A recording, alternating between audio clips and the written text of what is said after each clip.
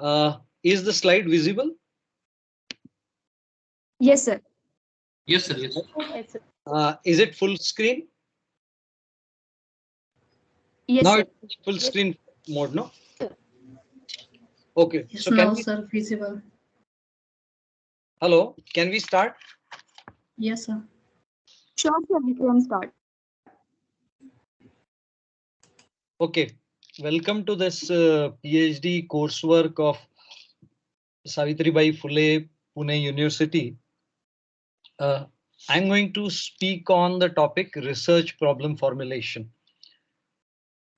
Basically, before starting any topic, I prefer starting with a framework which gives an idea as to what exactly we are going to cover in this particular session of 1 hour and 45 minutes. So basically what we are looking at is 5 different aspects I want to cover during this topic on research problem formulation. It begins with identification of research opportunity. How do we identify research opportunity? Which in turn has got two parts, which I'll go into details. One is the broad area. How do we identify the broad area of research? And secondly, we speak about what kind of contribution our research is going to make. When you go for your PhD, one of the important criteria when the research and recognition committee approves your topic for PhD, one of the most important criteria that we keep in mind is whether your research is making contribution to the body of knowledge or not. So that is the first point, identification of research opportunity, which is a part of research problem formulation. Having identified the research opportunity, then we go on to identification of research gap. Whether there exists a gap in research which can be filled through my research topic. Thereafter, we try to link the broad area of research to the research problem. So what is the linkage between the broad area of research and the research problem? This gives you clarity about not just the research problem, it gives you clarity about, to some extent, what kind of research design will be required, although that is a separate topic altogether. That is followed by formulation of research problem. How do we formulate the research problem? And a subset of that is formulation of hypothesis, which must be a separate topic in your PhD coursework, but I'll just touch upon it as a part of research problem formulation. Am I audible? Hello? Yes, Yes, sir. Yeah. Yes, sir. And the sir. slides are Yes, also sir. You are audible. yeah. Okay. Now, what is important and not to be forgotten is in all these stages of research. In fact, this is just the first part of first component of the entire research process. Research problem formulation is just one component of the entire research process, which comprises 7 different steps. All these 7 steps, especially the entire research problem formulation stage, will have literature review intertwined. So you cannot say that literature review takes place at one particular moment. Literature is something which you keep on referring back again and again, because at every stage you will have to fall back on literature to have a greater understanding about what kind of research I'm going to conduct. So let us start with identification of research opportunity. How do we identify a broad area of research? Some scholars have done work exclusively in this area. To guide us, how do we choose the research problems? How do we choose the research opportunities? The starting point is something which puzzles us intellectually, something which is intriguing for us, something about which we are confused. That becomes the starting point of any particular research. For example, the Dean of Harvard Business School, the then Dean of Harvard Business School, Professor Nitin Nohria, who is incidentally an Indian, the current Dean also is an Indian. Professor Nitin Nohria, while has been teaching management in one of the best business schools in the world, was intrigued by something which was he thought that we do teach a lot of management tools and techniques, starting with downsizing, total quality management, re-engineering, Six Sigma, and whatnot. We talk about all those things.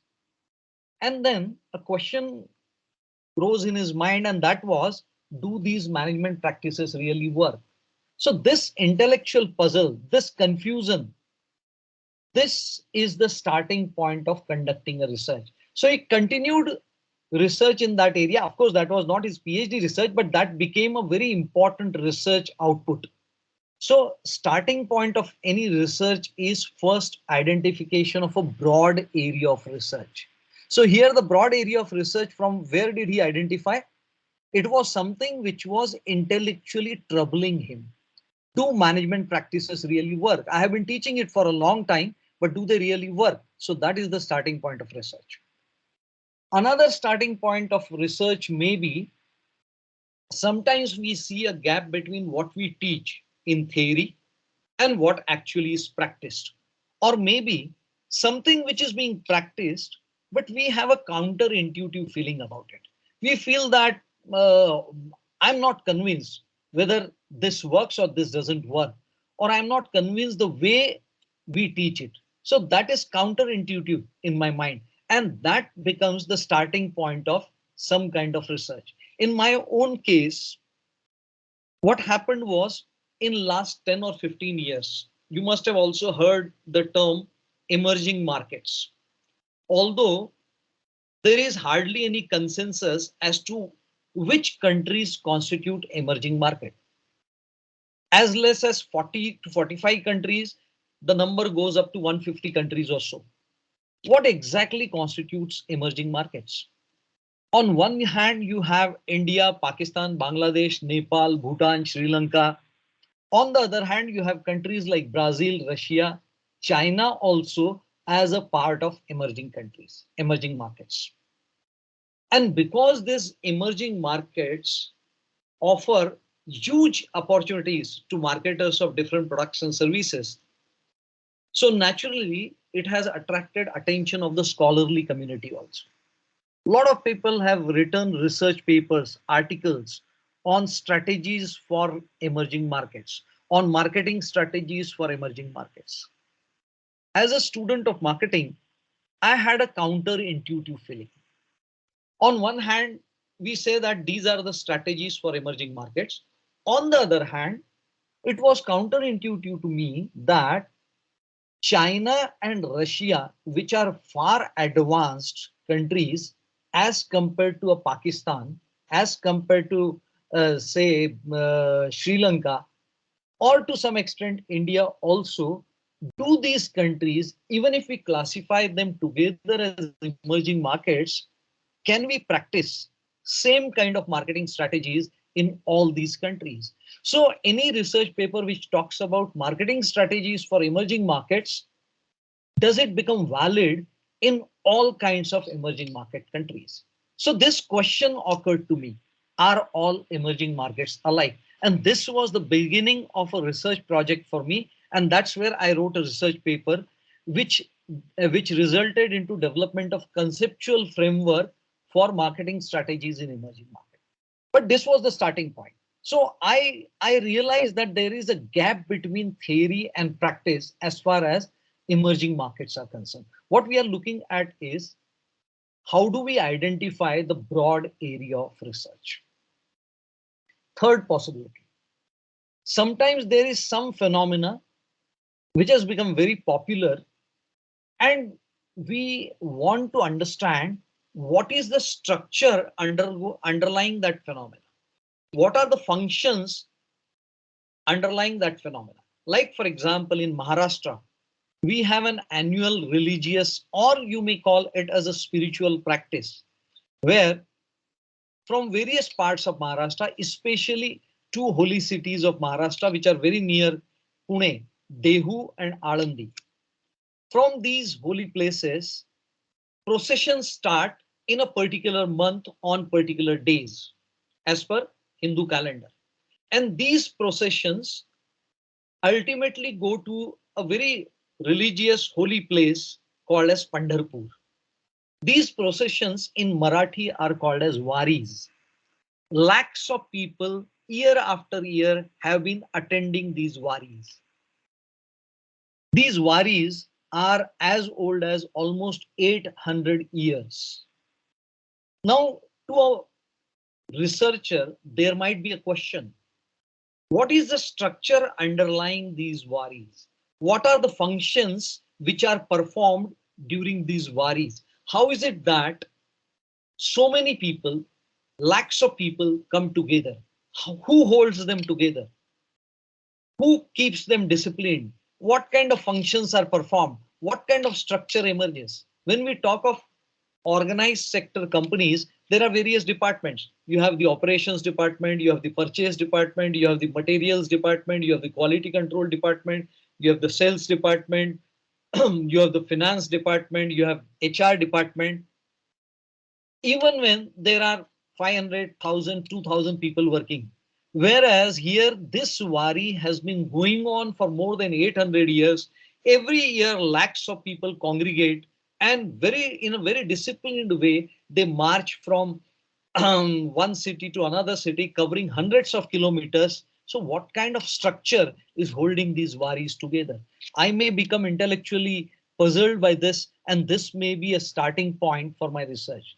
Basically, what we are discussing is how do we identify the broad areas of research? Another way of identifying broad areas of research is a social problem, something which may not be a problem faced by an individual company. It may not be a problem faced by an individual organization or an individual.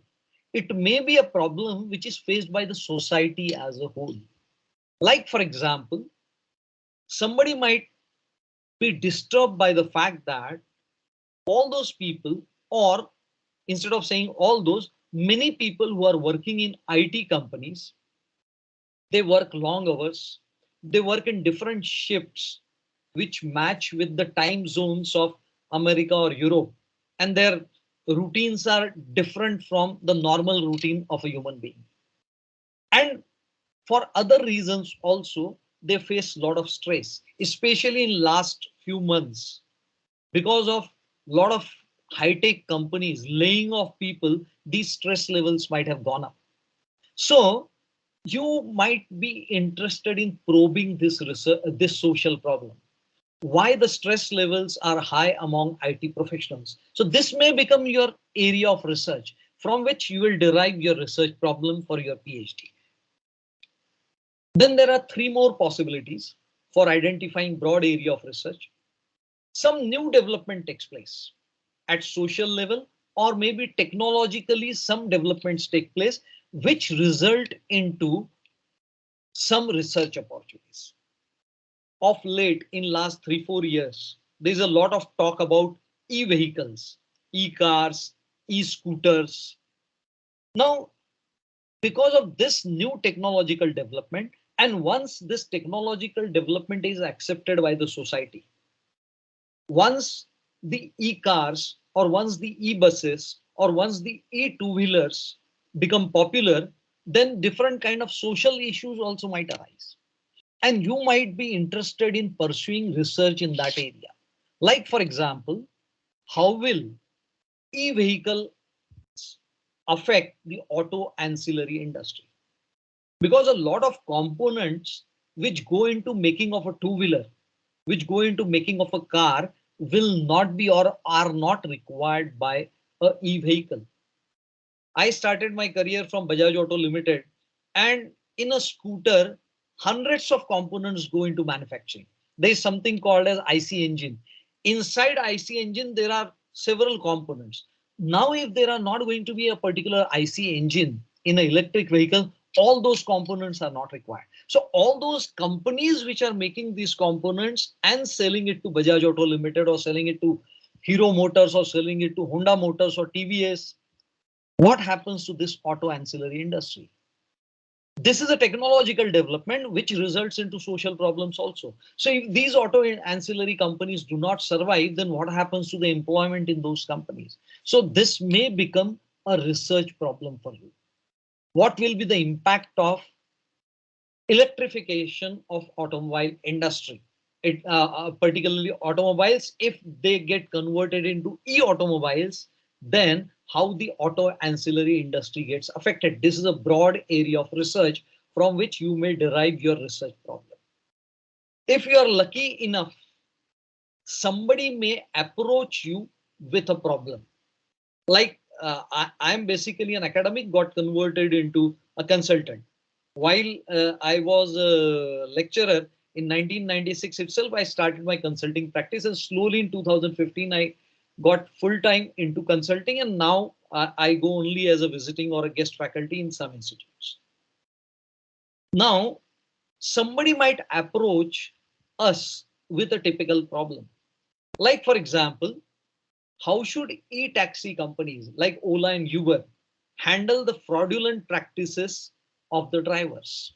Some of the drivers, and all of us have experienced this, some of the drivers, after booking the car, once they talk to you and you let them know that this is where you want to go, they cancel the trip. And this, the company wants to say, for example, curb.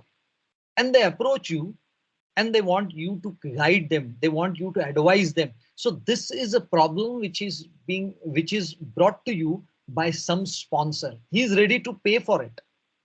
From this, not exactly this, but from this, some part may become a broad area of PhD research. Or sometimes your own personal experiences which you undergo in life, they may be starting point of some research. Like, for example, there was an assistant professor at Harvard Business School. She was a lady. Her name was Laura Roberts. She was African, black, and she felt, reality or not, we don't know, she felt that she was being discriminated upon. She felt that this discrimination may be because I'm an African, because maybe I'm black, or maybe because I'm a female. So being a female, being African, or being black, these are determinants of her social identity. So she started trying to understand whether there is a link between social identity of a person and that person's professional image. How social identity affects interaction among different people who come from different social identities. So this became a point of research for her, and she wrote beautiful research paper on this, right? So the point is, what we are looking at is, in our framework, we are looking at how to identify research opportunities. For identification of research opportunities, we start at the macro level, a broad area of research. And you must have seen all these 7 ways of looking at research areas, they originate actually in your mind. So all these research problems are not out there externally, they are there in your own mind. All these research problems originate in research, in researchers' mind. When I say this, what exactly do I mean? We are all the time gathering information. Sometimes we are doing it actively, sometimes we are doing it knowingly, sometimes we are doing it passively or unknowingly through all our 5 senses. Now, whatever I am speaking, all those people who have logged into this session and who are watching this, who are listening to this talk of mine, they are collecting some kind of information through eyes and through ears. Through all our 5 senses, we are all the time collecting information, maybe actively, maybe passively. All this information which is collected through these 5 senses is then processed by our brain. On the basis of this, we perform what is called as shallow or unconscious thinking. So we see a salesperson and we see that the person is very talkative, or we find that the person does not hold any inhibitions. He doesn't mind coming out and talking to you, madam, can I take 5 minutes of yours? Whereas you don't find many people having that kind of trait. And then these two pieces, here is a salesperson, he is talkative and he does not mind getting himself introduced. You connect these dots, this connection of dots is a kind of shallow thinking that you have performed, and you create a theory. That theory is what? Theory, this theory is explanation of a phenomena. You are explaining to yourself that salespeople are generally talkative, they are extrovert, and they have very low inhibitions. This is a personal theory which you have created in your mind. But when you test these kind of personal theories through systematic research, then you create what I call as general theories, which can be taught to students in the classrooms, which can be taught to managers or executives in the companies as a part of management development programs. You are not supposed to teach just your personal theories which are not tested. So what research does is, the information which we keep on collecting, on that information, we perform some shallow unconscious thinking and create our personal theories all through our life, right from morning till evening, till we go to bed. We keep on creating conjectures. We keep on connecting the dots and say, if this is this, this is that. Like, for example, you might say that teachers are generally very sober kind of people. Now, this is they are not very flamboyant kind of people. This is a personal theory which has not yet been tested. So what you do is, this is a problem which has originated in your mind. This is a research problem which originated in your mind. That is what I have shown by red color. Now you start research on that and create general theories so that later on it may be taught in the classroom. That is what we mean by contributing to the body of knowledge, right? Now, when we look at the research problems, whether to approve that as a PhD problem or not, PhD question or not, we apply certain criteria. One of the important criteria is this research contributing to the body of knowledge?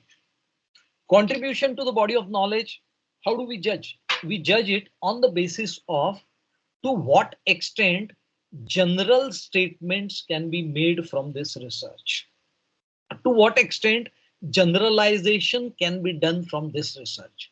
You will be doing your PhD research in one particular area, maybe in one particular sector, in one particular geography at one particular point of time. Now, the findings of your research, are they applicable in at least in that sector as a whole, or are they applicable only to the sample which you have studied, or only to the kind of company which you have studied, or only to small number of people? Then the generalization across the space, we call it as space, across the space is very low.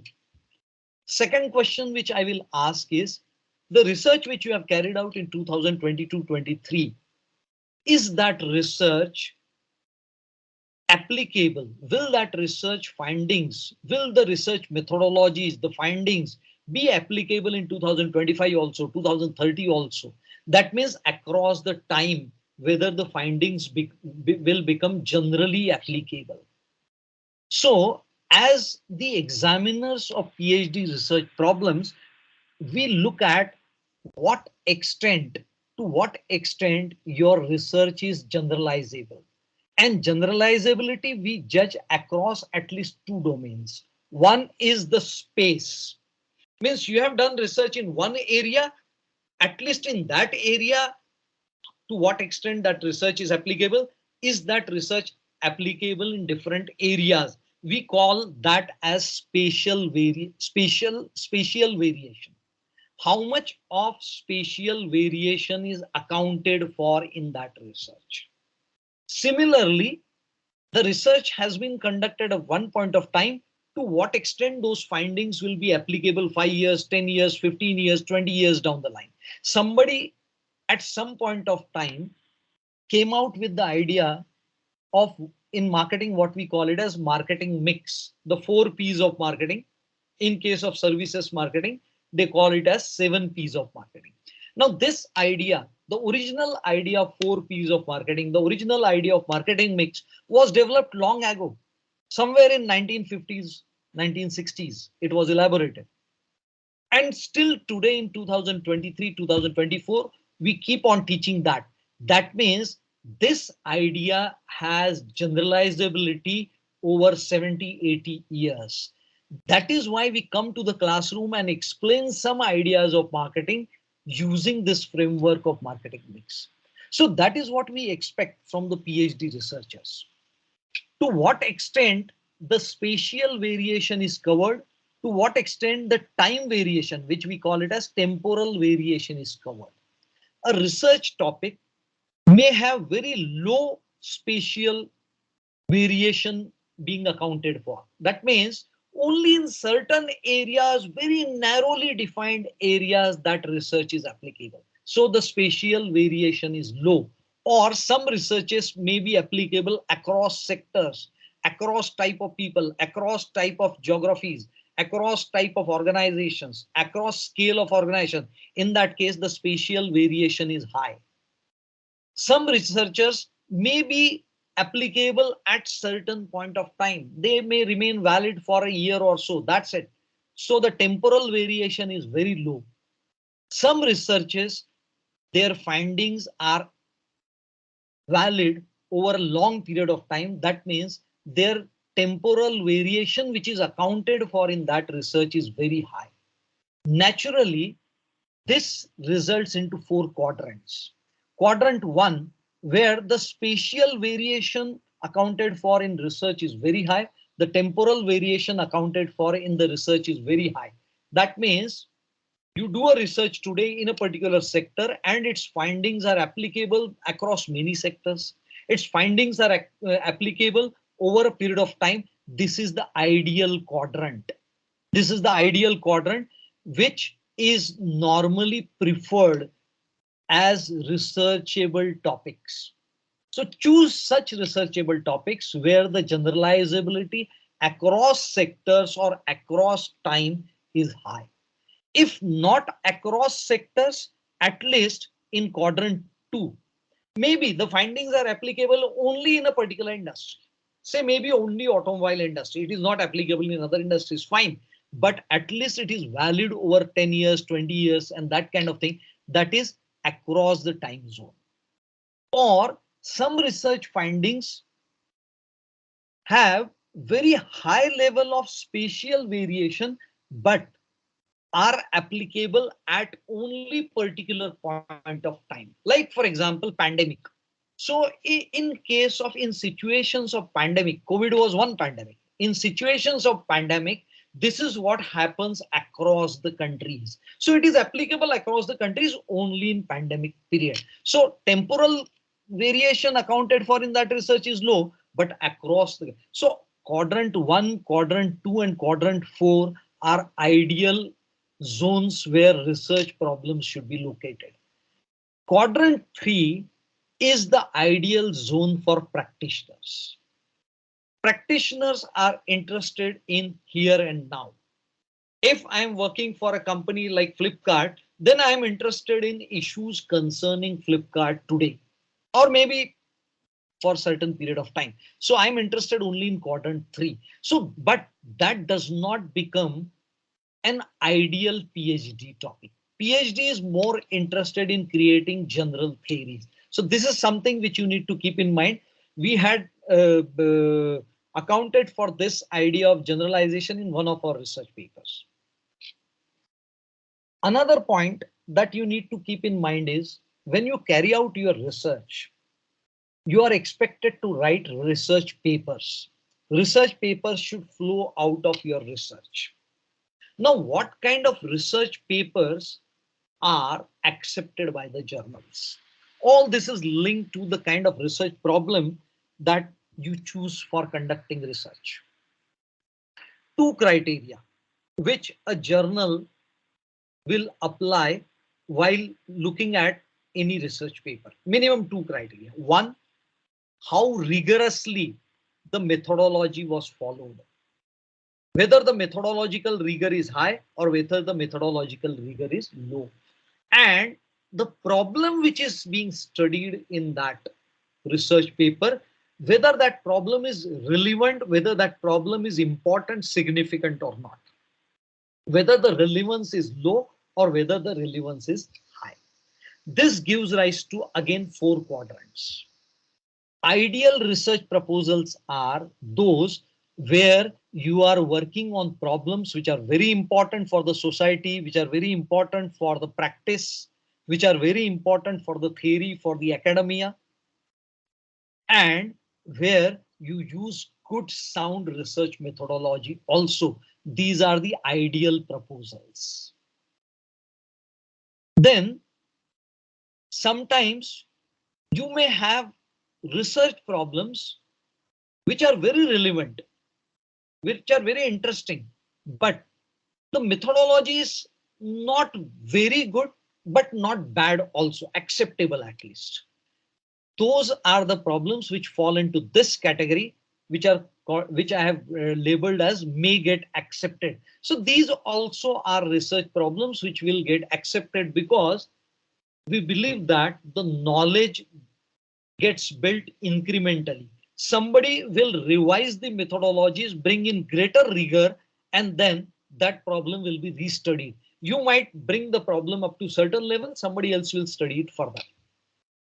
Third level is where the methodological rigor is very high. Some very high statistical, high sounding statistical methods like structural equation modeling and all that you are using. But you are using it on problems which are not of much relevance, or the problems on which a lot of researches have already happened. And as if the impression is getting created as if the researcher is just trying to use some statistical methods. That's it. Those are the problems which I have shown with orange color. They have low probability of acceptance. You cannot sell a research problem as a PhD problem just on the basis of your argument that I'm going to use this XYZ methodology.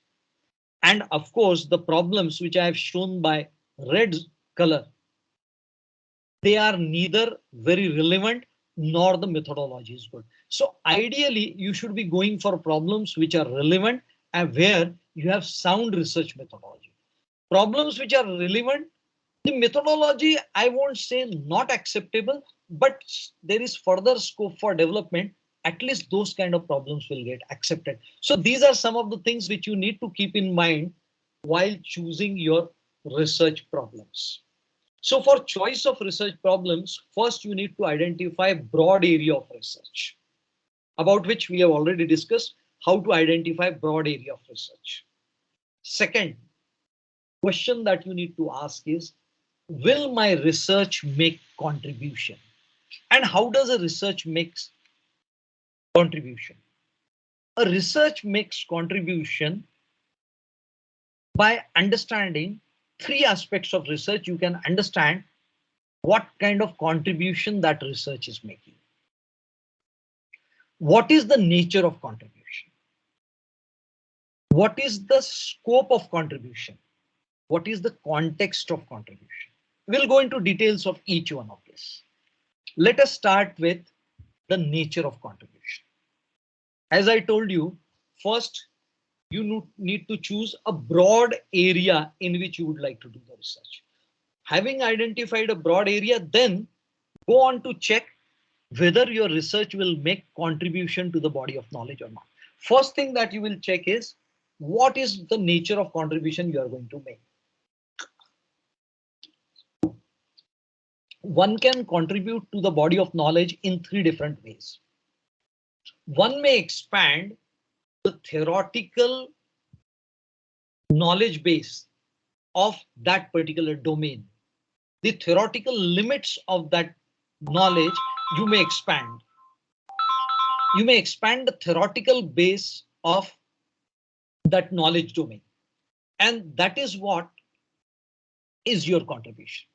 Or second way in which you can contribute to the body of knowledge is you may introduce new methodology. You may not introduce any new theory, but new methodologies of measuring something, new methodologies of conducting research. That also is a contribution. The third possibility is that you are not adding something new, new theoretical dimensions you may not be adding.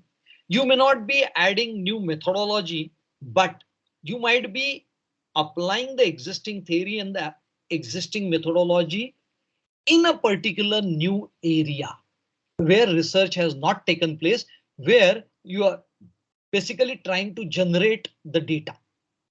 That is more of applied kind of research. So these are three different ways in which you can expand the boundaries of knowledge.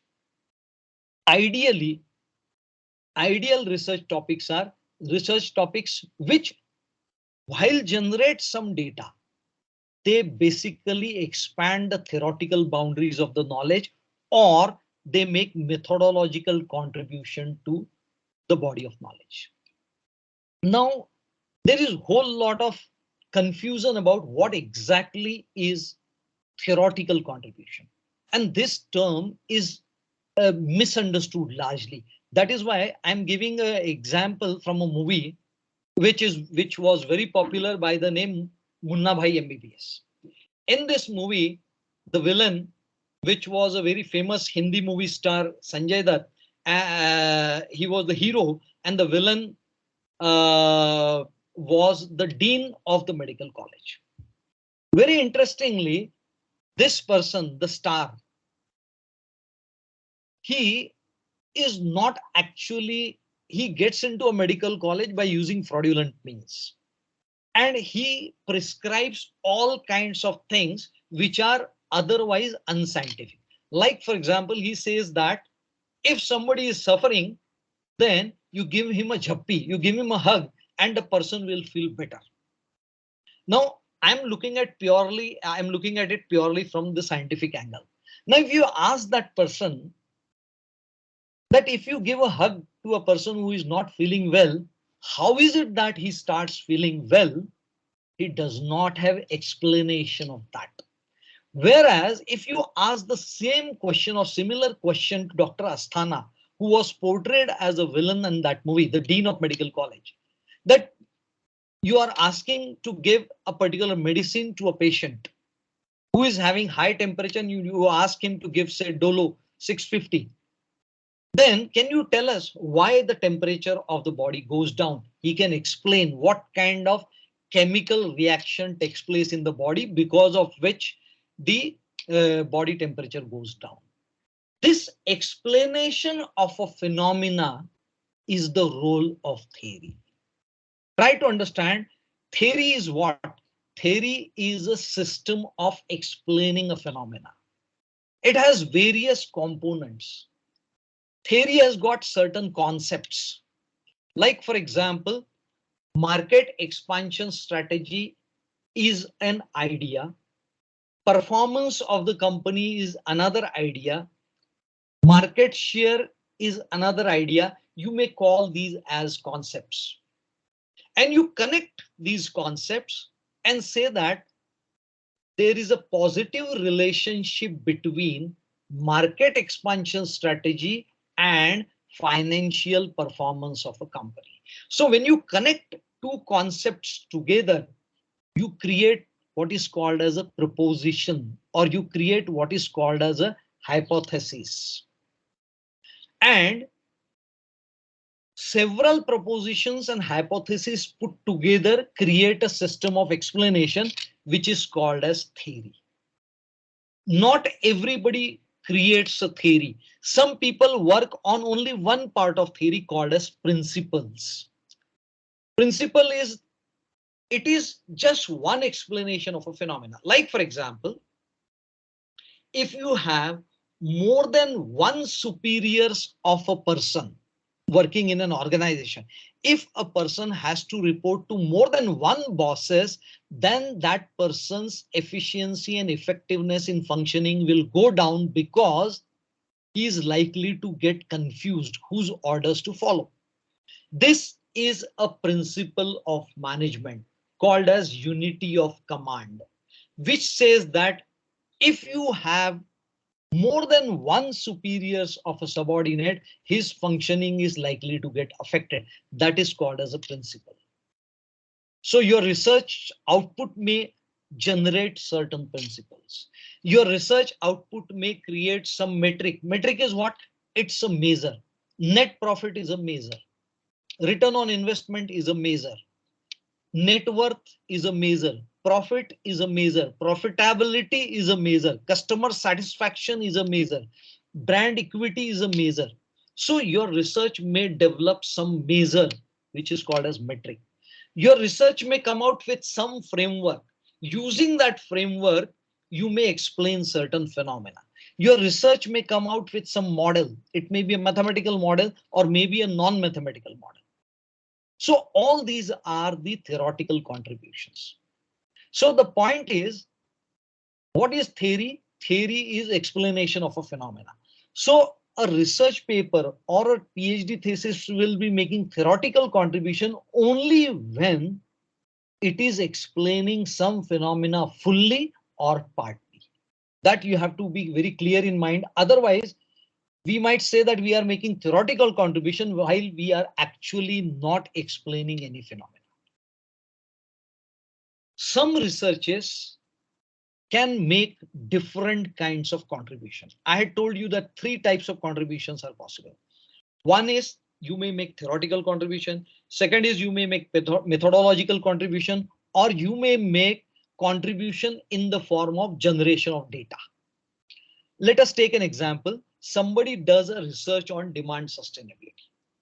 I did my PhD research on market expansion strategies. How do you expand the market for certain products? Rather than increasing market share of a company, can we expand the total market itself? That was my research. And later on, a thought came to my mind that you generate a new demand for a product category. And that new product category whose demand you have increased after a certain period of time, maybe 10 years, 15 years, 20 years, 50 years, 100 years, the demand for that product category goes down and some new product category takes over. Like, for example, we earlier used to have pagers.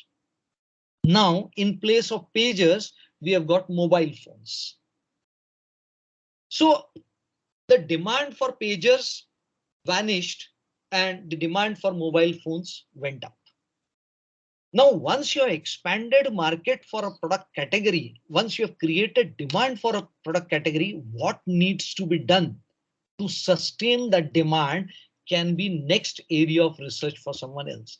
I did my research on market expansion strategy. Somebody may take it further and say that I would work on sustainability of demand. Here again, three possibilities. Somebody may do a research which makes primarily theoretical contribution, and his research output would revolve around defining what exactly constitutes demand sustainability.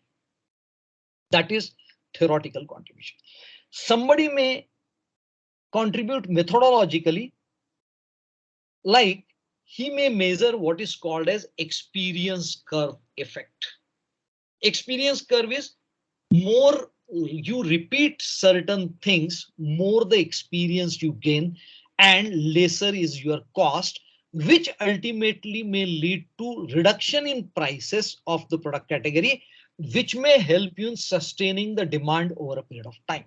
So one part of this entire phenomena, which is just experience curve effect, how to measure that experience curve effect, you may devise some methodology for that, and that becomes your methodological contribution. So broad area of research is demand sustainability. You may choose to make theoretical contribution by just defining what is demand sustainability, what it is not, or by measuring the experience curve effect. The method of measuring the experience curve effect is your contribution. Or somebody may not do either of the two, neither theoretical contribution nor methodological, but he uses the existing theories, he uses the existing methodologies and creates some data. Like, for example, at what production level benefits of economies of scale and experience curve effect get negated. These are two different ideas. One is called as economies of scale. More the volume you produce, lower is your cost. Second concept, experience curve. More you repeat something, which is not necessarily volume led, less is your cost. Now, somebody may use the existing theory of economies of scale, existing theory and methodologies of measuring the experience curve effect, and then check at what production level the economies of scale and experience curve benefits which you get, those benefits get neutralized. You may do this comparison between two sectors, automobile on one hand and fast moving consumer goods industry like bath soaps, etc., shampoos, etc. on other hand. So in this case, you are not making any theoretical contribution, methodological contribution, not major theoretical or methodological. Existing theory, existing methodologies you are using to generate data in certain sectors. That also is a kind of contribution. Basically, what we are discussing is when you think in terms of contribution, three dimensions of contribution. One is the nature of contribution, about which we have discussed, theoretical, methodological, or data-driven contribution. Second dimension of contribution is scope of research. What is the scope of your research contribution? 8 possibilities. One is you may create something new. There's an idea in management called as disruptive innovation.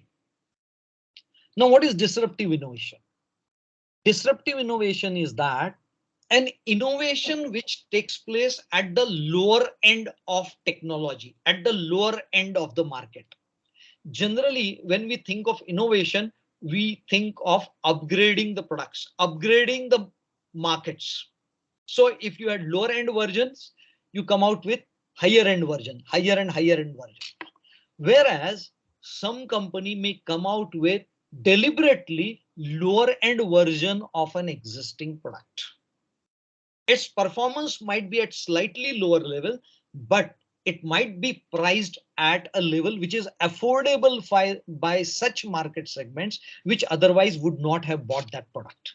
And as a result of it, the market gets disrupted.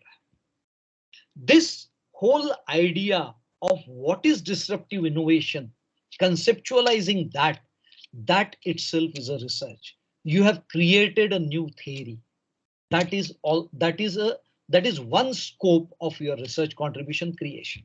But not every research can create something new. Some researches just modify the existing perspectives. Like, for example, there is something called as balanced scorecard. Now, I will not go into details of each and every idea, otherwise we'll take a lot of time. There's something called as balanced scorecard, which is used for assessing performance of companies holistically by looking at various dimensions. Now, this is something which is used in corporates. If somebody thinks that if I have to use it for measurement of performance of a university, then how to do that? So he's not creating something new afresh, he's just revising. So that also is a scope of contribution. Somebody may just describe an idea, a construct, or a concept in detail. Like, for example, in our country, there is a lot of talk about demographic dividend. There are 50% of our population is less than 30 years of age. And we say that this is demographic dividend. Now somebody details out this idea, different facets of it. That also is a type of research contribution. Somebody, what he does is He neither creates something new, neither revises nor details out, but he looks at various researches being done in one particular area only. And from those researches, he tries to take out themes. He tries to develop a framework out of it. He tries to draw certain conclusions that based on 50 such researches, we can say this. That is called as a summarizing kind of research, or that is also called as meta-analysis kind of research. That also is one of the scope of research. Somebody may prove that what was earlier considered to be similar is not actually similar, it is different. That means his scope of research is to differentiate two phenomena which earlier looked similar. Like, for example, in psychology, somebody may do a research and say that depression because of family problems is different from depression because of work related problem. And he may come out with differentiating criteria. That also is a research contribution. Somebody may combine two or more views, two or more different perspectives, and integrate something to explain an existing phenomena. Like, for example, somebody might say that if money is the main motivator, why do people join military where a lot of risk is involved? So financial or economic perspective does not explain this fully. There might be certain other perspectives also. Let us combine those perspectives and come out with some explanation. So you are integrating. That also is a kind of research contribution. Sometimes some research has been done and it is acceptable at some level, but beyond that, there are certain questions. You probe those questions and see whether the findings of that research still stand or withstand. That means, can you reinforce the findings which somebody else had found? Like, for example, in some countries, somewhere, research showed that ownership of pets, dogs or cats, or maybe some other animals, ownership of pets improves happiness. Somebody might say that this was a research done in X country. Can I replicate the same research in Y country? Or somebody might say that this was done on a small sample. Let me enlarge the sample and see whether this research findings still remain valid. So you are reinforcing the research findings, which also is a research contribution.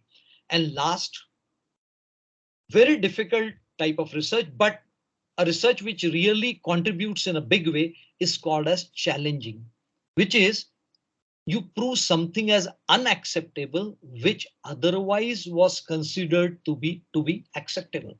Like, for example, for admission into India's premier management institutes like IIMs and some other colleges also, there is an exam which is conducted called as common admission test. Some people believe that not only common admission test, but in US also, the exam which is used for admission into management institutes, GMAT, they are heavily quantitative. And as a result of it, engineers tend to be dominating these exams. And somebody might say that doing well on quantitative test is not the good criteria for selection of managerial potential. So somebody may challenge something which is well accepted. It is well accepted that CAT is a good test for IIMs and other premier management institutes. GMAT is a test used by various institutes in US.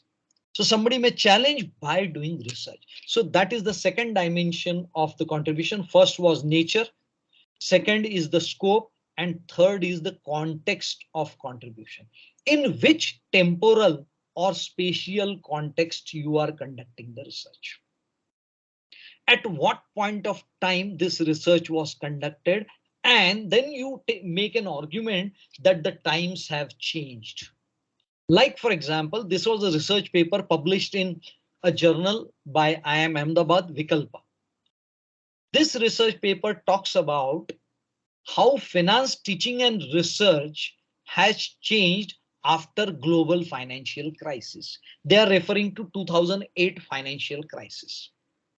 Now, the authors of this paper will have to first convince the editors, the reviewers, that something changed in 2008. That means the context after 2008 is not the same as the context before 2008. So the temporal context has changed. So that is why my research paper or my research is making the contribution. Or somebody might say that a research has been done in one domain. I am doing the same research, but in a new domain, like, for example, the role of knowledge management initiatives in organizational effectiveness, innovativeness, empirical findings in the context of IT industry. Somebody might say that role of knowledge management has been studied, but in which industry? They might say that it has been studied in consumer electronic industry. They might say that it has been studied in pharmaceutical industry, but has not been studied to that extent in IT industry, just for the sake of argument. And then they say that this space, IT space, is different from pharmaceutical space. So the context of contribution is different. So finally, when I combine all these three dimensions together, then there emerges a framework. That framework is, as a researcher, when you are choosing your research problem, you have to be very clear, will my research paper or will my research topic make theoretical contribution? Will it make primarily methodological contribution, or will it just apply the existing theory or methods? And in doing so, will I be creating something new? Will I be revising something which already exists, or will I be detailing out, and like that? These are the different scopes. And finally, will I be replicating any of these in different time context or in different spatial context? You don't have to write like this in your thesis. You have to think like this. Frameworks are basically to guide your thinking. So whenever you think of research contribution, think of three things. One, what is going to be the nature of my contribution? Theoretical, methodological, or empirical or applied. What is going to be the scope of my research and what is going to be the context of my research? So first part of our framework we have discussed, that is, how do we identify the research opportunity, the broad area of research and the research contribution. Two subparts we covered in that. Now coming to the next point, and that is identification of research gap. Having identified a broad area of research, how do we identify the research gap? One scholar by the name Swells, he came out with a model for creating research gap. He suggests that a researcher should first identify the broad area of his interest or her interest, broad area of research. Within that, he should first establish why that area is important, why that area is relevant. Then that person should look at the research which has already happened in that area. What is the existing research in that area? And then finally, the researcher should see what are the gaps which exist.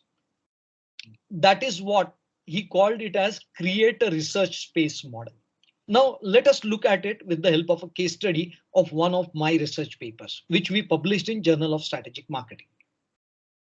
Now, in this paper, what was our broad area of interest? Our broad area of interest was marketing strategies in emerging markets. So when we write the research paper, we have to first establish that that is an area which is important. That is an area which is relevant. So in first few paragraphs of our paper, this is what we had written, that according to World Bank, the world's population will rise and all that. And 90% of the population will be living in emerging market nations. What I have shown with blue color here are the references. So based on these works of some other scholars, we are trying to establish that this topic, marketing strategy in emerging markets, is an important topic. So first identify the broad area of interest, and in that establish the importance. Then you study the literature. So we studied literature. In the literature, what we found, which we have mentioned in the research paper, emerging markets have attracted attention of not only corporates, but also marketing scholars.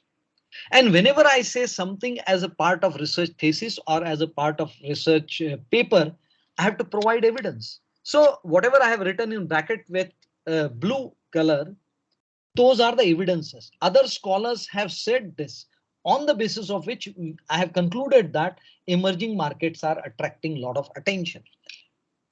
If that is the case, then where exists the research gap? The research gap, then I concluded on the basis of all this, me and my co-authors, we concluded that most of the research papers, most of the studies investigate strategies in single country context. So they pick up India and do research there, and they say that this is generalizable to emerging markets. They will pick up a Latin American country like Peru, and then they will say this is applicable to emerging market. So these are all studies which are applicable, actually carried out in single country context, and we are trying to generalize on the basis of that. And in this research paper, we said this is the research gap. Further literature survey showed us that emerging markets do have some common characteristics. And we, on the basis of the literature, we did find that emerging markets do have common characteristics. So it's not as if there's nothing common among the emerging markets. But what we found was that, again through literature review, however, as I have shown here with underline, not everybody agrees that all emerging markets are similar. Again, we are providing evidence for that. The 4 billion people that constitute the low income segment in these countries are not a monolith. They are not similar. They are not homogeneous, right? So then we concluded on the basis of this entire literature review, we said we believe that a generic framework for strategic marketing in emerging markets should be based on one hand on some such characteristics that are common to most of the emerging economies, and on the other hand should accommodate heterogeneity across emerging markets. There are different reasons for heterogeneity. One reason which we picked up in our research paper was we add a large population as one such characteristic of emerging markets, which is common, and yet it adds some different flavors to different markets, right? So this is how you need to do literature review and identify the research gap. Now, when you do the literature review, as a scholar, you should be asking 5 questions. First question is, if I'm reading a paper, then I should be asking myself why this topic was studied, because this will help me in answering the question, why should my topic be studied?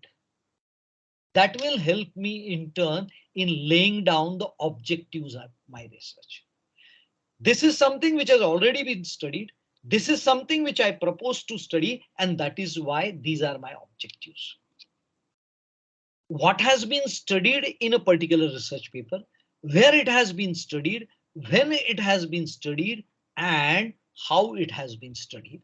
Then I ask questions, what should I be studying? Which will help me in identifying the variables in my research.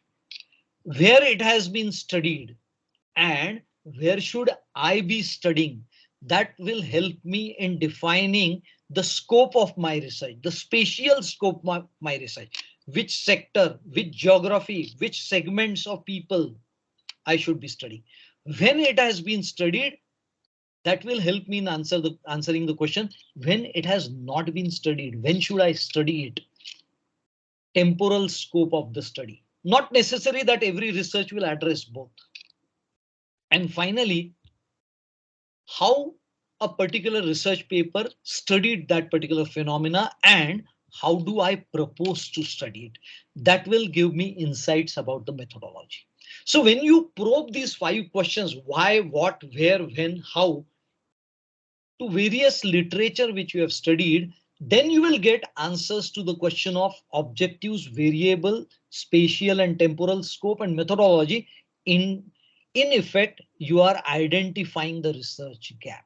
That is, you are answering the question, why is my research required? If the answer is that everything has already been done in the previous research, then there is no research gap.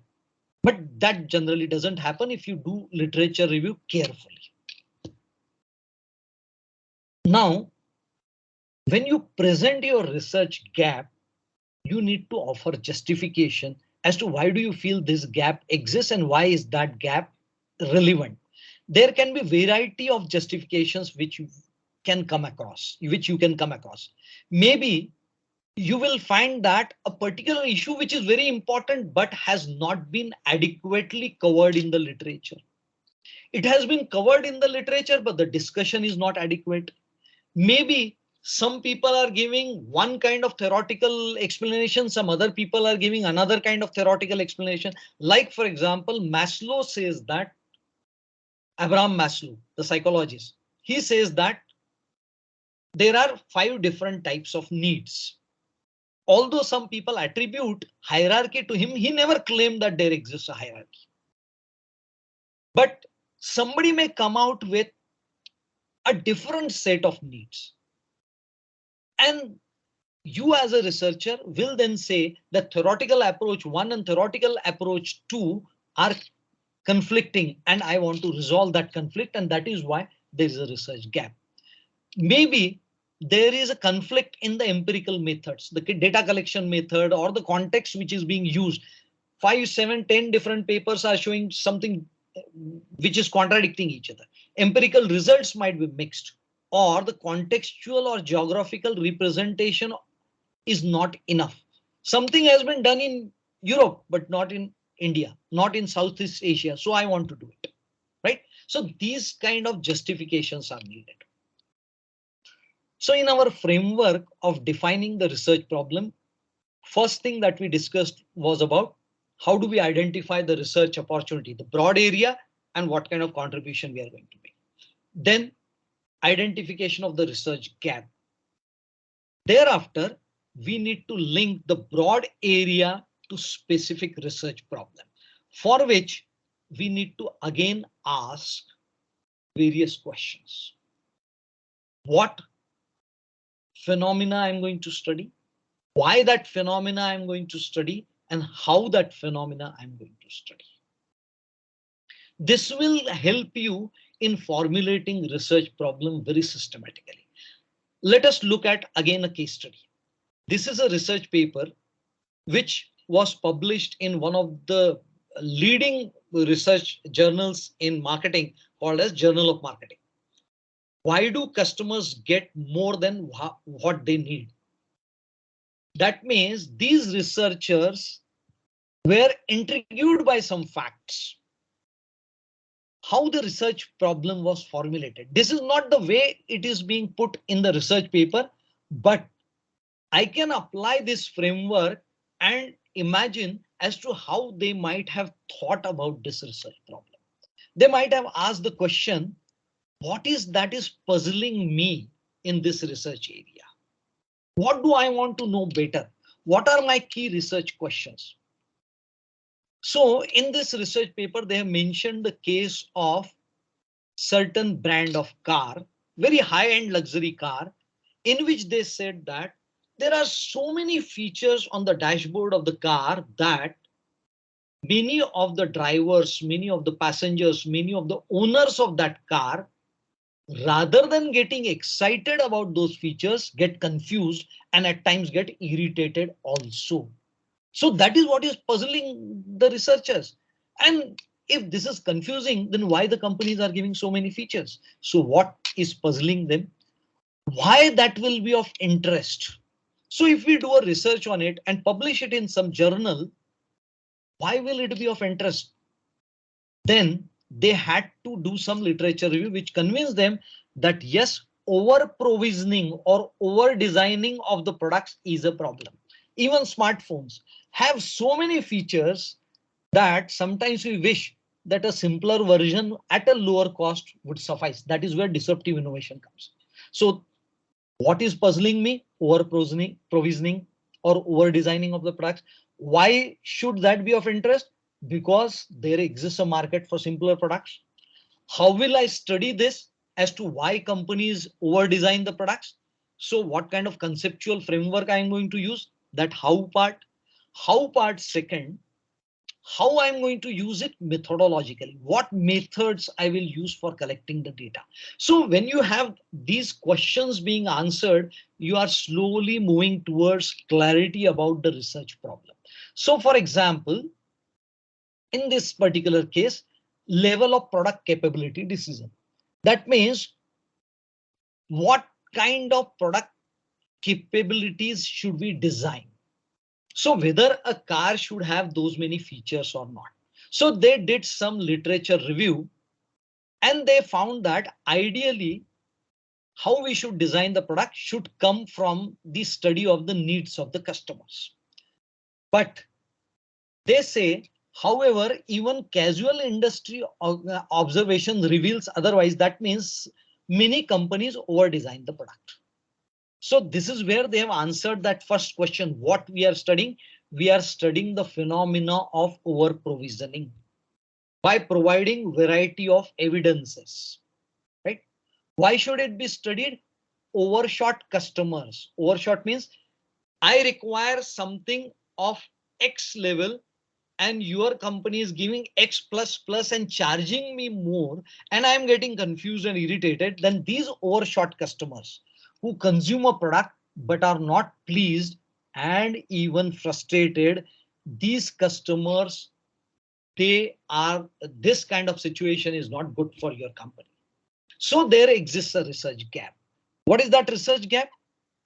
One phenomena which they are two concepts which they are trying to connect to create a phenomena, and that is on one hand over designing of the products, over provisioning, and on other hand culture of an organization. Is there a link between organizational culture and over designing tendencies? How will they do it conceptually? So now you are saying that organizational culture, we are going to connect to the product capability decisions. Means design engineers of your company, how will they design the car or dashboard of the car? That depends on what kind of culture your company has. Among many factors, one of the factors is this. So this has become a conceptual framework. Conceptual framework means it gave you a direction to think, it gave you a direction to plan. Otherwise you are all over the place. So organizational culture, it has got a framework called as competing values framework, which defines four different types of cultures. Now we are not going to details of that. So basically what they are trying to study is, if a company is having adhocracy kind of culture, then is there a link between this type of culture and the kind of products which it designs? If the company has market culture, then what kind of designing practices it follows? If it has a bureaucracy culture, then what kind of practices it follows in designing of the product? If it has a clan culture, then what kind of practices it follows and all that? And what are the other factors, right? So we are still trying to collect the broad area of research to the research problem by answering what is to be studied, why it is to be studied, how conceptually it is to be studied, and finally, how methodologically it is to be studied. What kind of methodology?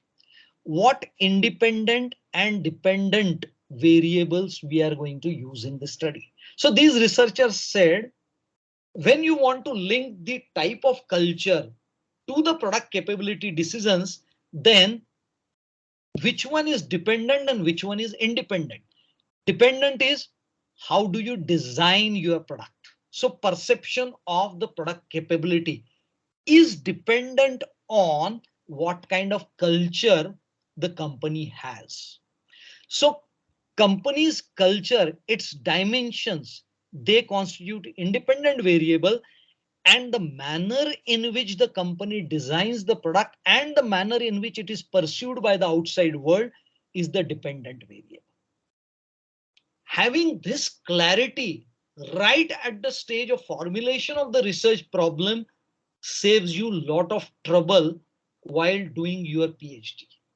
Otherwise, if you have not thought about all those things initially, then it will take more time and you may get stuck. So right at that stage itself, you should understand what kind of dependent and independent variable will be involved in my research. Where will I get the scale items? All these things you, as a part of your PhD coursework, will get covered in methods of data collection and all that. From where will I get the scale items? And what kind of source will be required for that data? Data about what kind of culture a company has got. These researchers thought that this data will be available from the companies which make the product. But what kind of products the company has made, the perception of it, they said for that, we will have to study the customers of that company, not the manufacturers, right? So all these clarity connects the broad area of research to the research problem. Now we come to the last but one part of our session, which is formulation of the research problem or definition of the research problem. But the first three steps are key prerequisites without which you cannot define the problem. Problem definition in turn has got four subcomponents, which we'll see one by one. Objectives of my research, scope of my research, at what level I am going to slice the data, at what level I'm going to do the analysis called as units of analysis. And finally, what kind of variables I'm going to use in the research. And very briefly, I will touch on the issue of hypothesis because it is a integral part of your problem definition. But hypothesis, otherwise, formulation and testing of hypothesis is a separate topic itself. Now, again, we will look at a case study, my own PhD journey. How did I formulate the research problem? So as a teacher of marketing, as a student of marketing in India, I always had this intellectual puzzle that we all the time present marketing as a battle, marketing as a war.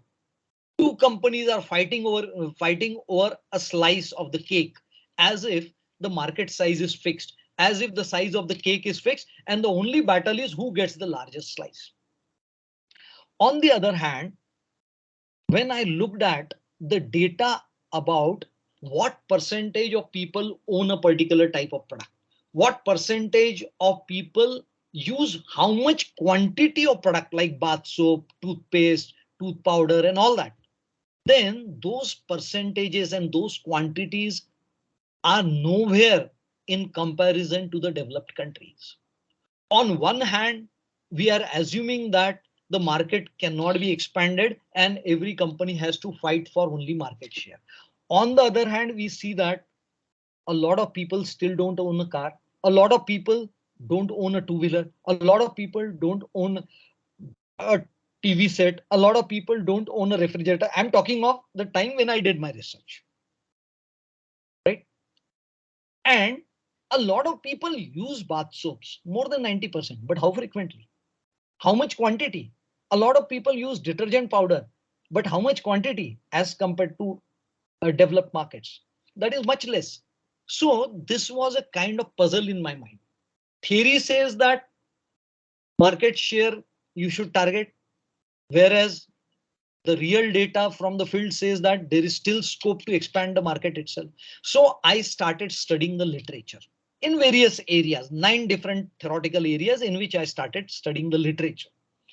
Upon studying the literature, I identified 5 different types of research gaps. First research gap was there was no conceptual clarity about what constitutes market expansion, particularly in the developing market context. What exactly is market expansion? Conceptual clarity was not, it was fuzzy. Second, people said we follow market expansion strategy or we don't follow market expansion strategy for XYZ reasons. The academicians had their own thought processes. People like me would think that most of the companies don't follow market expansion strategy because the managers themselves come from elite background and they do not understand the reality. That was my thinking. But what exactly are the reasons? Did I validate those opinions of the managers? That validation, I did not find any literature on that. Next, there was not systematic probing of routes to market expansion in India. If somebody wants to expand the entire size of market, means TV market as a whole, out of that, who buys Samsung and who buys LG and who buys Videocon or who buys Panasonic is not of interest to me. What was interest to me was somebody who did not buy a television, how can we make him buy a television? Whichever brand he buys. So I'm not concerned about market share, I'm concerned about the market. So what are the methods of expanding the market? That was the third conceptual, that was the third research gap. Fourth research gap, if a company follows market expansion strategy, how is its performance linked? That study I did not come across. And finally, there was no existing metric measure to capture a holistic view of market expansion strategy. How can I say company A is following market expansion strategy and company B is not following, or more of market expansion and less of market share? What is the mathematical measure of it, or maybe some other measure of it? So these were the research gaps which I identified. Broad area, marketing. Within that, market expansion, literature review, research gaps identified. These research gaps resulted into some phenomena in my mind. I'm just notionally presenting it. One phenomena which I had in my mind was consumer product companies focus on market share gain rather than expanding the market. Why is it so? Most of the consumer product, this is what I felt. So when I look at this phenomenon and I want to study it, I need to break it into concepts. So the concepts were: one, market. What is a market? Second, what is market share?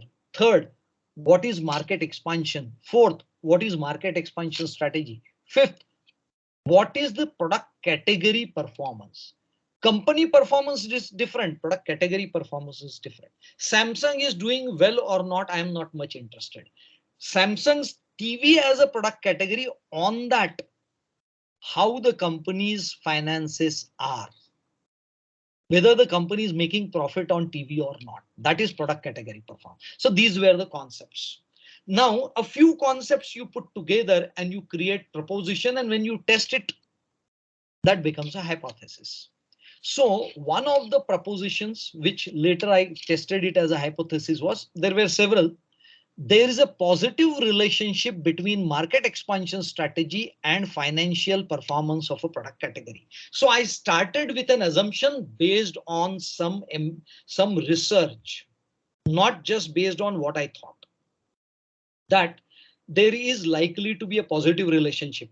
Means more the market expansion strategy you pursue, greater is the performance of that particular product category for which market expansion strategy has been pursued. And on the basis of these propositions, I could have thought of developing the entire market expansion strategy related some theory, some explanation, which I could do, and that is where we could publish some papers in international journals. Now, how did we formulate the objectives? We identified the research gaps. We converted research gaps into objectives. One of the research gap was there was lack of conceptual clarity. The first objective of my PhD thesis was to develop a conceptual framework. Second objective was to study reasons for and against choice of market expansion strategy, because these reasons were not systematically studied in literature anywhere. There was a gap.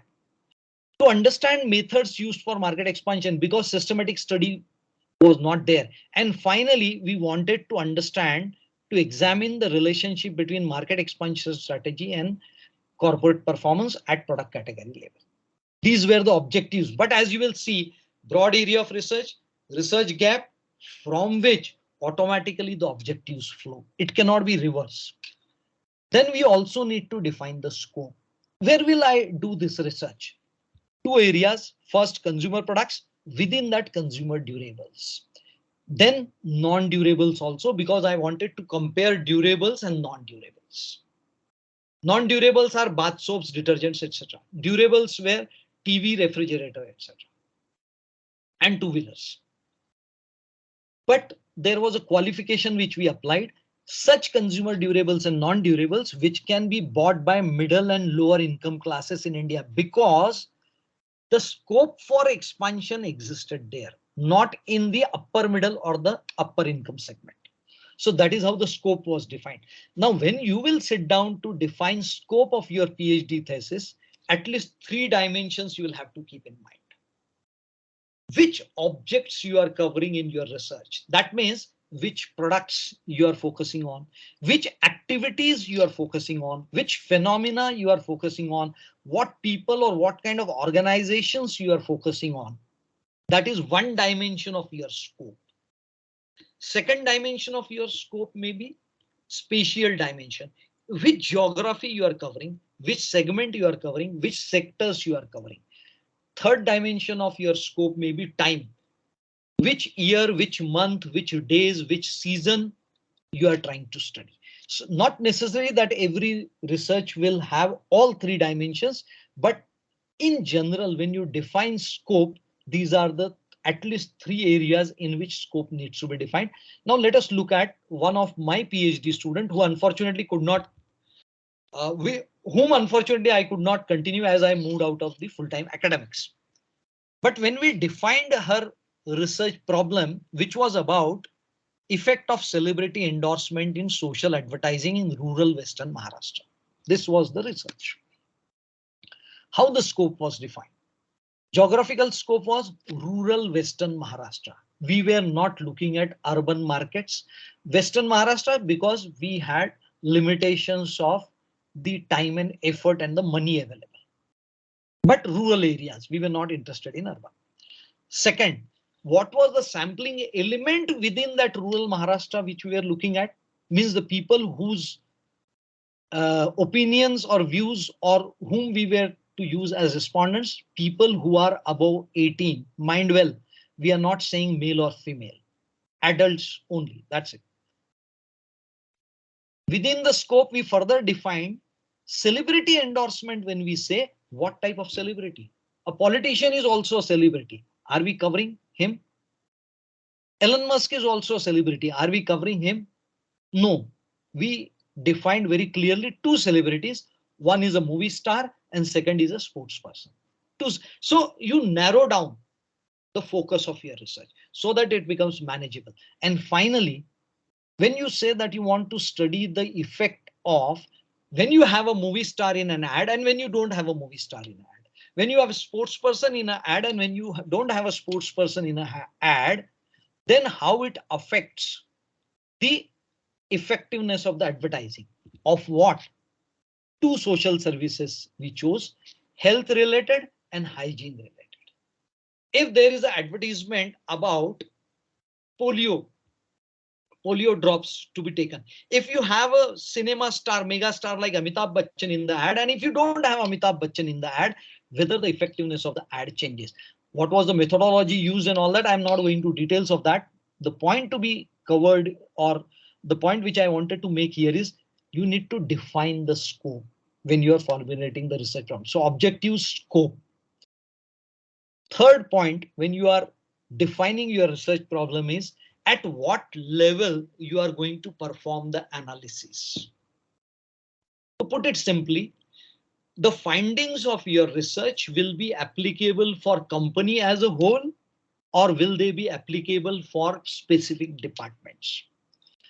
When you say that these findings are applicable to small and medium scale companies, that means your unit of analysis is entire organization.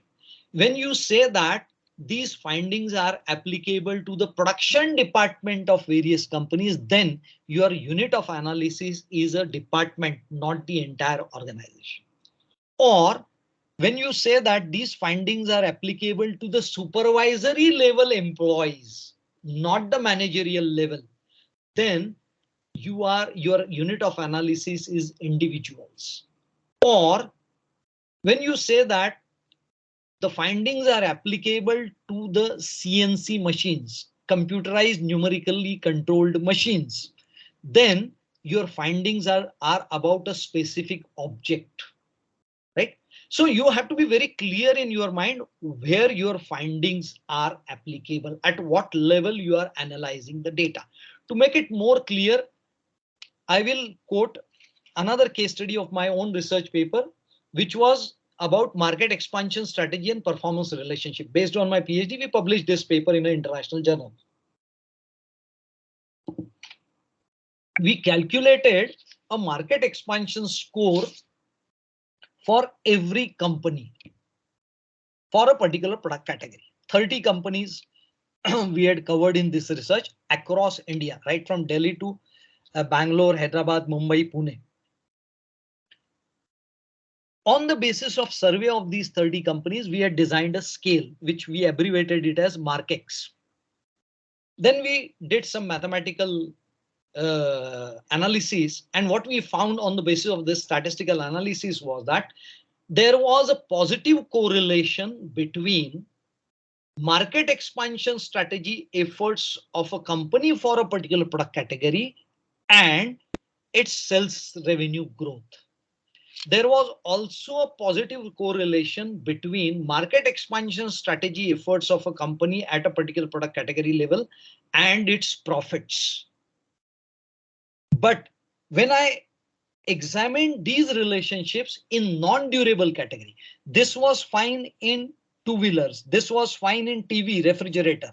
But when I studied it in bath soaps, when I studied it in detergents, I did not find that relationship.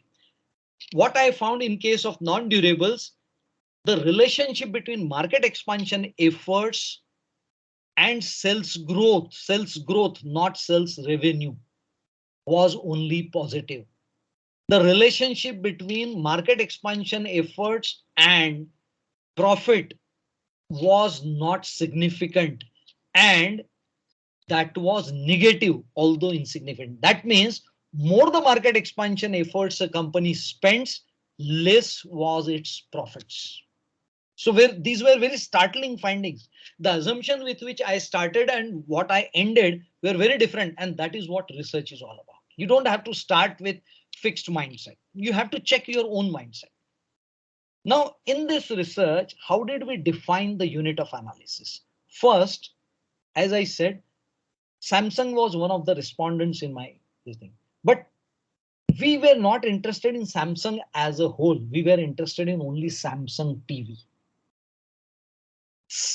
Product category of consumer product companies in India during a period of 2005 to 2008. Right? So that is how you define your unit of analysis. Finally, my analysis is applicable to product category. So these findings are applicable to TV. That does not mean they are applicable to microwave ovens also. One has to be very clear when you are trying to publish your research findings. Last point in formulation of your research problem is you need to define dependent and independent variables.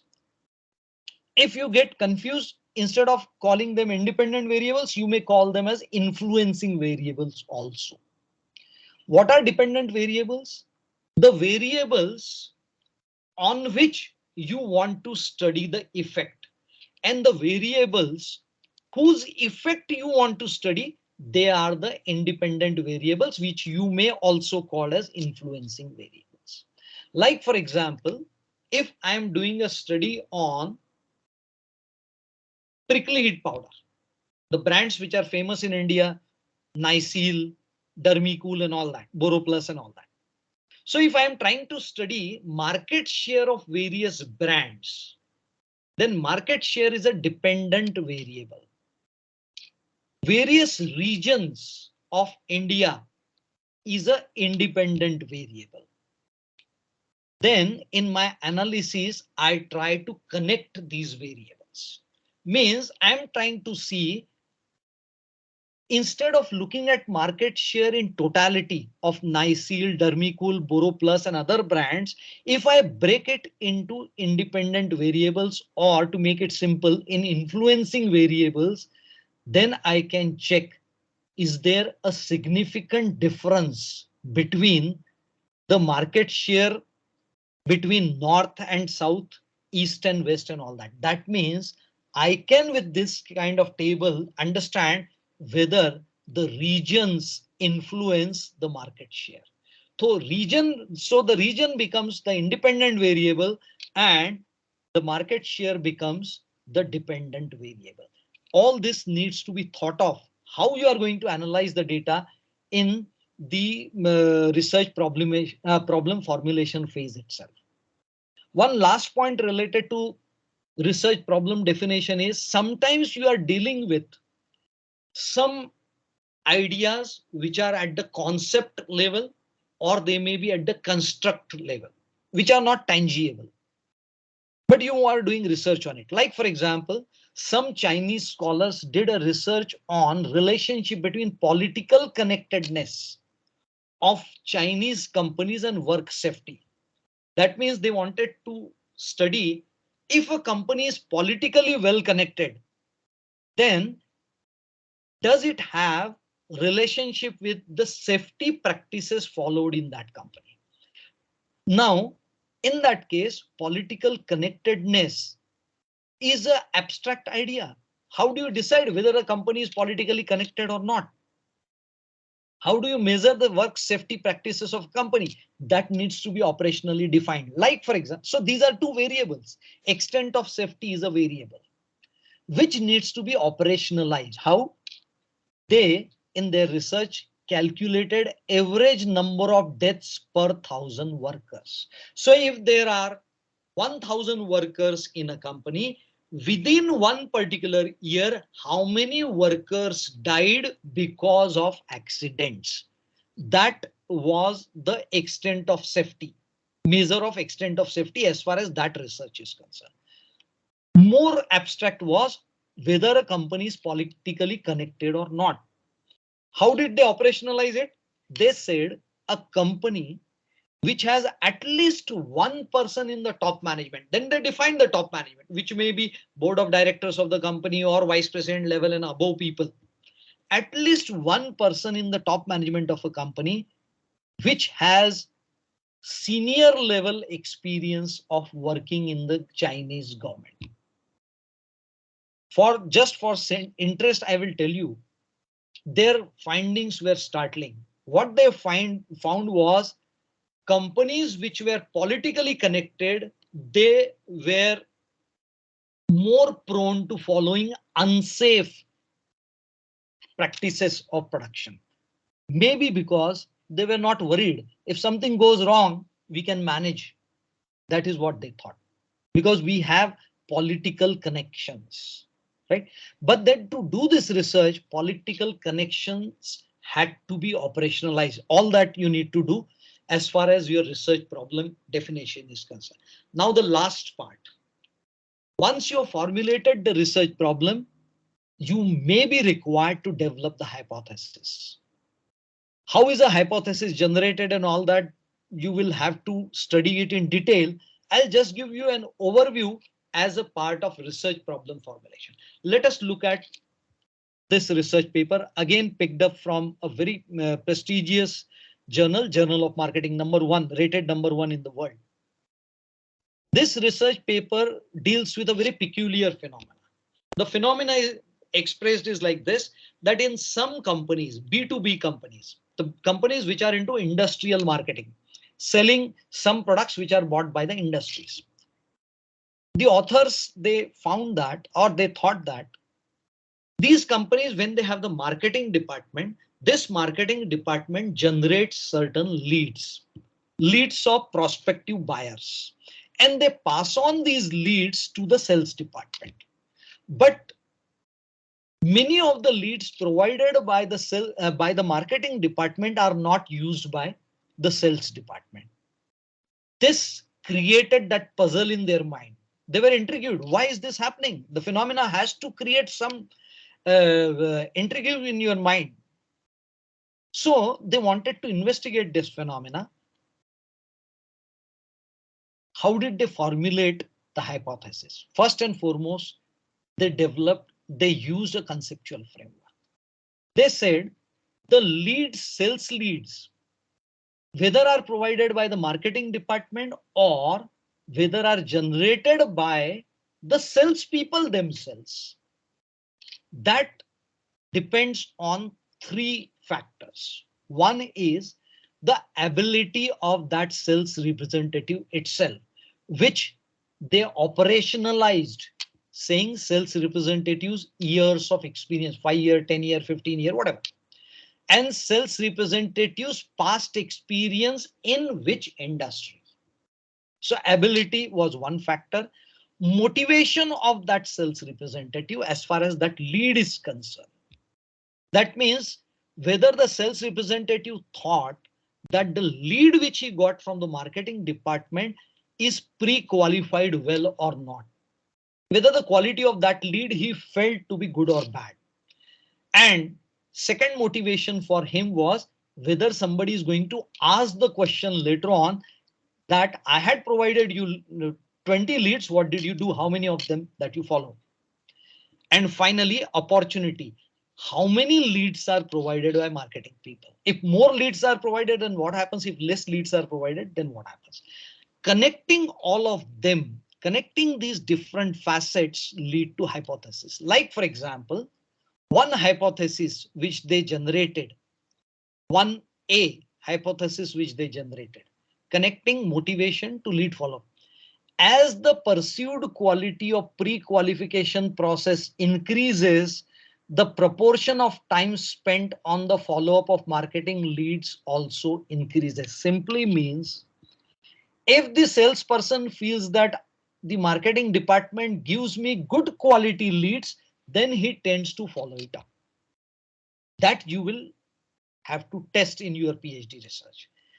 H5A, as you can see here, ability, motivation, and lead, a combined relationship.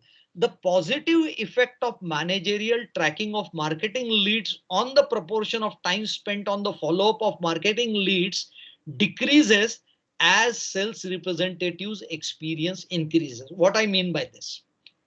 Here, motivation is used as an independent variable and lead follow-up is used as a dependent variable. The researchers are saying that there is a positive effect that if the managers track whether the leads which was provided, whether the sales representative has used those leads or not, if you are going to track that, then the sales representative is likely to do the follow-up on it.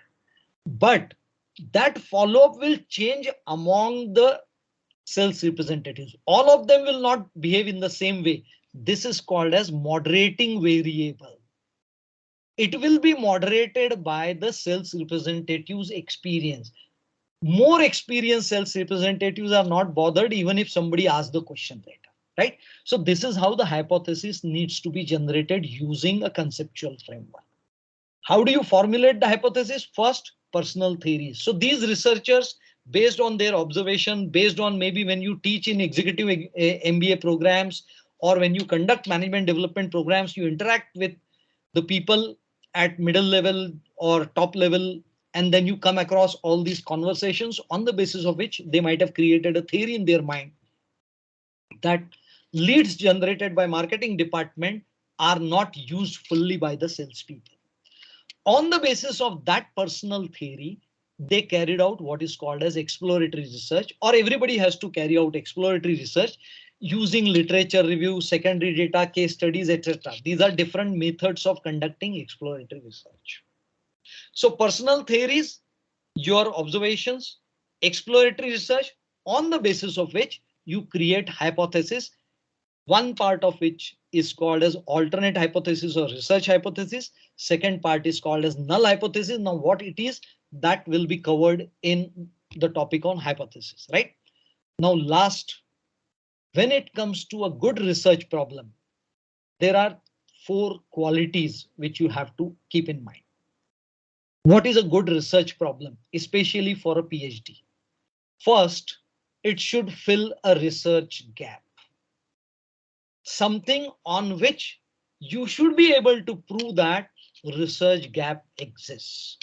Second, it should be an area of relevance. It should be an area which will be of importance, at least to practitioners or to academicians or to society or to government. If it is an area which is of relevance only to one particular company or one particular dealer or you only, then that is not a PhD problem. It should contribute to the body of knowledge. Contribution in terms of nature, theoretical, methodological, or data you should be generating. Contribution in terms of scope, you might be creating something new, revising, detailing, differentiating, integrating, etc. And contribution to the body of knowledge in terms of context. You will be doing research either in new time period or in new space, new geography, new segment. And finally, the topic should be researchable in terms of data. This is practical issue. You have identified a very good research topic fulfilling first 3 criteria, but the 4th criteria, where do you get the data about competitors or competitors' views? You may not get data on that. Or sometimes it is infeasible in terms of efforts, time and money. Like for example, I was sitting on research and recognition committee of some university. And there was a student who was trying to do a PhD scholar who was trying to do a research on some new government law or government scheme, sorry, which was enacted in 2018. And he was proposing this topic in 2020, saying impact of this scheme on the success or failure of entrepreneurship. The question which we raised in research and recognition committee was just 2 years this scheme is in force. 2 years is too short a time to decide whether an entrepreneurial venture has become successful or failure. So how can you research this topic, the linkage between that scheme and success or failure of entrepreneurship? So that is how you need to have a topic which is researchable in terms of data. And finally, do you have the wherewithal for the efforts, time and money which is required to do that particular research? So these are the qualities of good research problem. That's it. These are some of the references which I have been using for this session and you might find useful. If you want, I'll share the abridged PDF of this with your head of the department. If you have any questions, I'll be most happy to answer those questions to the best of my abilities. Thank you so much. I hope I have finished it in time. 3:45 was the time given to me.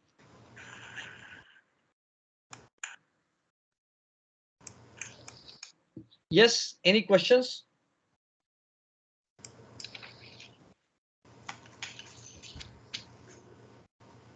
Or else we may close.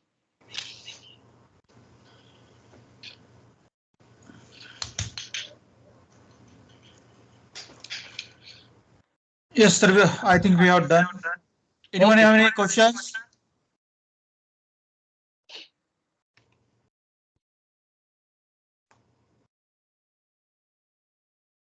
Okay, then. Thank you so much.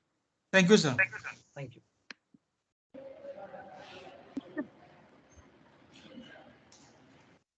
So next lecture will start at 4 sharp.